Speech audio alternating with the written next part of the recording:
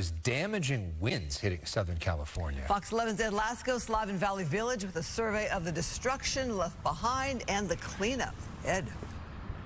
And Christine, the cleanup goes on this late hour. That whooshing sound from the Santa Ana is now being replaced by another sound, chainsaws, the sound of the cleanup. Have a look here. Crews have been moving in. They're trying to figure out how to chop this big pine down. Actually, it looks like it fell across the street here, right? But no, that's the huge branches of this tree, because it's so enormous. The tree itself fell toward us along the sidewalk, and this is all happening in the last hour or so, so the trees are still falling down at this late hour. Watch. Cleanup crews move through the darkness, now dealing with this latest huge tree to come crashing down. It's a pine tree, a good 40-footer. It lets loose here on Lemp Ave, just off the 170. It snapped these power lines on the way down as dangerous, powerful winds blast through the Southland. And I hear a big sound, so I thought it was part of the wind behind my house or the side of my house. You know, like something was felt.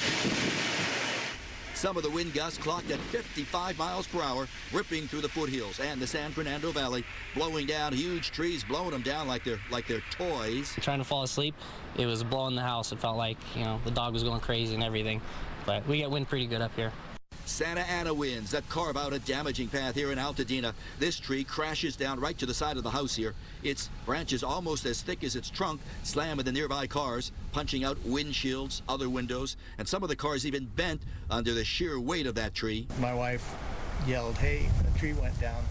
So I came outside and saw this, a huge tree blown right over, even taking with it power lines. I heard the power go out. You know, I have battery backup units, and they all did the little poof. Others saying the falling tree sounded like bombs. Look at this damage, would you? Whew. In Pico Rivera, that is a monster eucalyptus tree. Neighbors say it's a good 40-footer, 50-footer maybe, crashing through the roof of this house on Rosemead Boulevard. One person inside hurt from all the flying debris, and yet another tree down, and even another close call here in Panorama City. This tree slamming into a medical transport van, trapping passengers inside. People were inside, elderly people, and they were stuck. They didn't know what to do. The driver was in shock. We had to rip the back off there to try to take a couple of them out, and then a few of them we got out of the side door.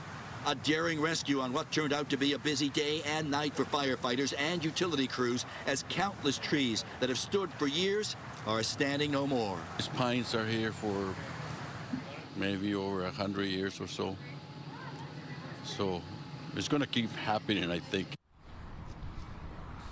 Now live, I think so too, and that is the scary part of this, because think about it, the Santa Ana's here stopped blowing around 5 o'clock or so. It's been nice and calm, and then hours later this huge pine lets loose, crashing down, so it doesn't seem like we're out of this yet. And this Santa Ana event, whew, really was a nasty one, I'll tell you. Meteorologist Jonathan Novak waiting for us. And Jonathan, I gotta hand it to you. You warned us, you told us this one was going to be nasty, nothing to fool around with. Well, I'll tell you, Ed, folks, the ground is still draining from all the rain we've had the last couple of months, and so yeah, we're going to have continued trees toppling and landslides over the next months, and maybe even, I hate to say it, years. But look at some of the numbers from today. Marshall Peak, San Bernardino County mountains had winds near 90 miles per hour. Rancho Cucamonga 81, Simi Valley 71. It was a near 60 mile per hour wind gust to Huntington Beach earlier.